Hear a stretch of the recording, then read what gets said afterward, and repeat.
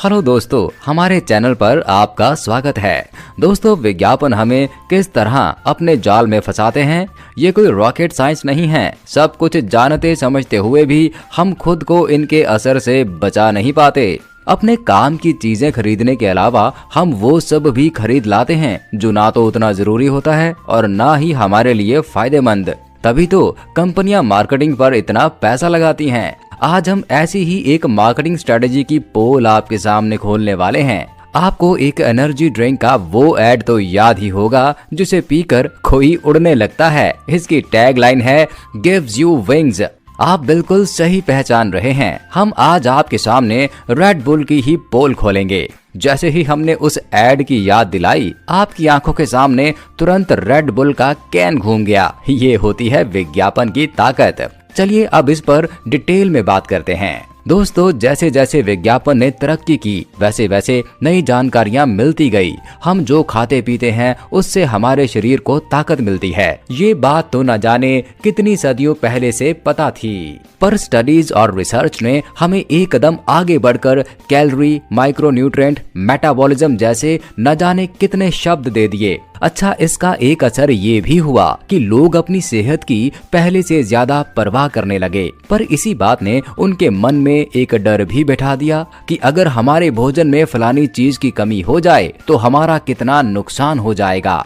इन बातों का फायदा उठाया फूड कंपनियों ने और अपने प्रोडक्ट्स पर healthy, low calorie, low carb, fortified, energy booster जैसे लेबल लगाकर प्रोडक्ट्स की अनगिनत रेंज मार्केट में उतार दी।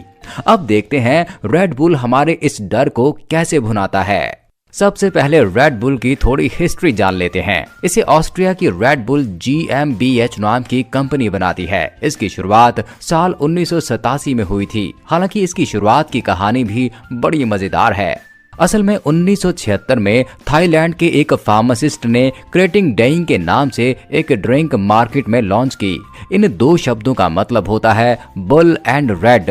इसका आइडिया उनको ट्रक ड्राइवरों और नाइट लाइफ करने वालों को ध्यान में रखकर मिला। वो चाहते थे ऐसी ड्रिंक बनाई जाए जो उनको रात भर तरोताजा रहकर जागने में मदद करे। क्रेटिंग डेइंग बनाने की सोच कामयाब रही और इस ड्रिंक को काफी पॉपुलैरिटी मिलने लगी। लोकल स्पोर्ट्स इवेंट्स जैसे बॉक्सिंग मैच वगैरह को स्पॉन्सर करके इस ड्रिंक ने मार्केट में काफी जगह बना ली।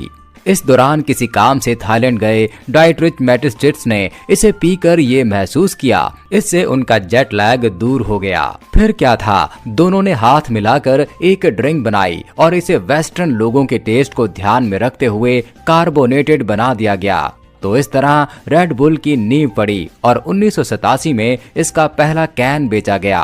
1992 में इसे हंगेरी और स्लोवेनिया में एक्सपोर्ट किया जाने लगा। 2 साल बाद यानी 1994 में ये नाम जर्मनी और यूके में भी पहुंच गया। हालांकि उस वक्त शुरुआत थोड़ी धीमी रही, पर 1997 में जब इसे यूएस में उतारा गया तो इसकी सफलता शानदार रही और रेड बुल ने अमेरिकन एनर्जी ड्रिंक के 75% मार्केट को कैप्चर कर लिया।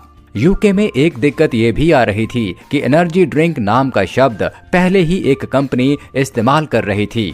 तब इस शब्द को स्टिमुलेशन में बदला गया।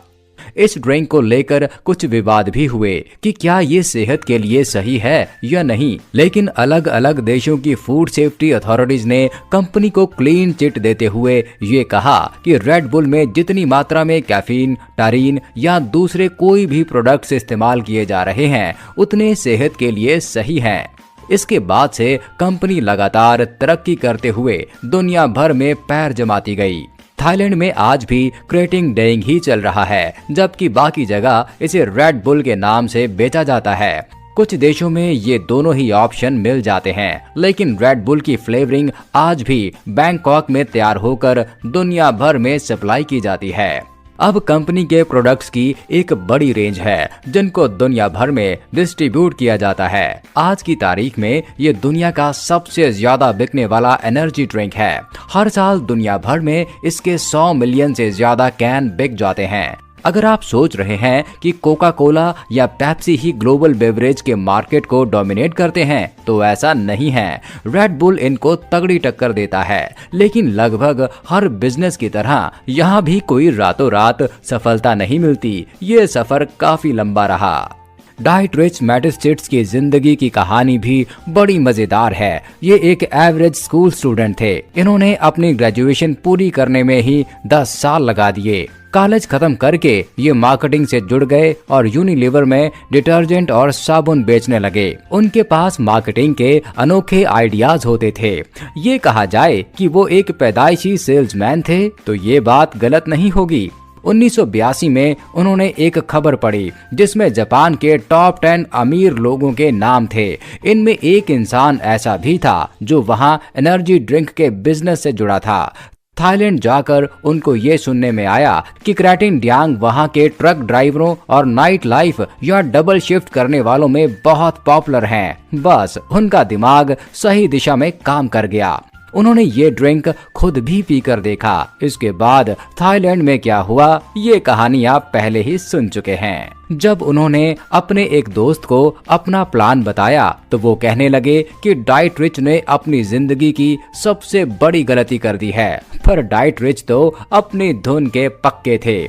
ऑस्ट्रिया की फूड अथॉरिटीज ने भी इस ड्रिंक के लिए एकदम से लाइसेंस नहीं दिया। वो पहले हर तरह से तसल्ली कर लेना चाहती थी। इसमें करीब 3 साल लग गए। इस बीच डाइट रिच ने अपना काम जारी रखा। उन्होंने अपने एक जर्मन दोस्त से कहा कि वो रेड बुल के लिए कैन और स्लोगन बनाए। वो बनाता गया और डाइट रिच रिजेक्ट करते गए।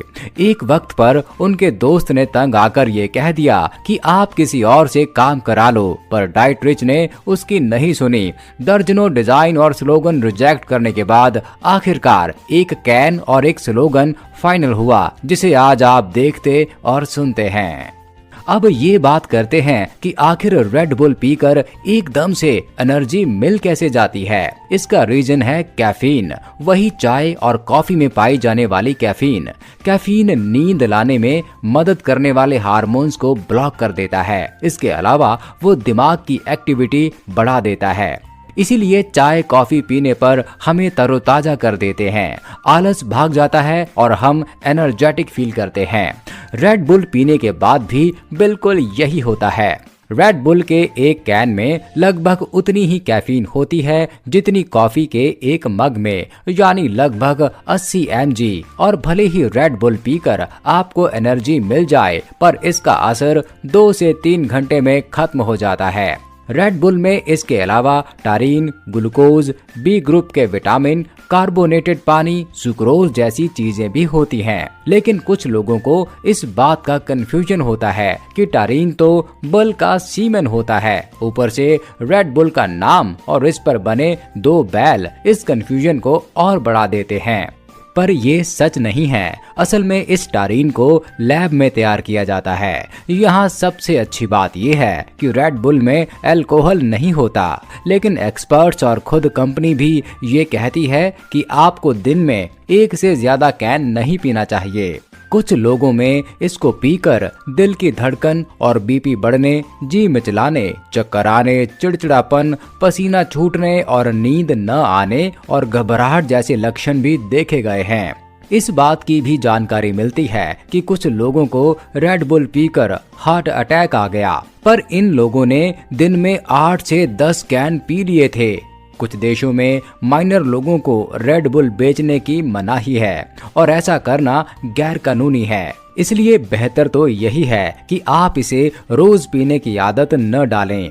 एक बात और ध्यान रखें कि एनर्जी ड्रिंक का मतलब ये नहीं है कि रेड बुल सच में आपके शरीर को ताकत देती है, यानी जिम या कसरत करने वाले लोग ये सोचकर पीने लग जाएं कि इससे उनका शरीर मजबूत हो जाएगा।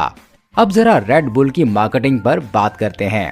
कंपनी ने मार्केटिंग के लिए बहुत अलग तरह की स्ट्रेटेजी बनाई। तरह तरह के स्पोर्ट्स इवेंट्स जैसे Red Bull Air Race, Red Bull Crashed Ice, Red Bull Cliff Diving World Series की मदद से आज रेड बुल एक ब्रांड मिथ बन चुका है। इसके अलावा कंपनी कुछ स्पोर्ट्स टीम की ओनर भी है और तो और रेड बुल रिकॉर्ड्स के नाम से म्यूजिक की दुनिया से जुड़कर भी अपना प्रमोशन करती है। रेड बुल के ऐड भी बहुत अलग तरह के होते हैं और देखने वाले का ध्यान अपनी तरफ खींच ही लेते हैं। कंपनी के फाउंडर डाइट रिच का कहना है, we don't bring the product to the consumer, we bring consumers to the product. Company खास तौर पर एक्सक्लूसिव स्पोर्ट्स इवेंट के साथ जुड़ती है, जिनको मीडिया का जबरदस्त कवरेज मिलता है। रेड बुल लगभग 500 ऐसे खिलाड़ियों को भी स्पॉन्सर करता है जो एक्सट्रीम लेवल की परफॉर्मेंस दिखाते हैं और रिकॉर्ड ब्रेक करते हैं। कुल मिलाकर हम ये कह सकते हैं कि रेड बुल से इंस्टेंट एनर्जी तो मिल जाएगी, पर इससे सच में शरीर को ताकत या न्यूट्रिशन नहीं मिलेगा। इतना तो आप घर की बनी चाय या कॉफी से ही पूरा कर लेंगे और उसके इतने नुकसान भी नहीं होंगे। फिर भी फैसला आपके हाथ में है।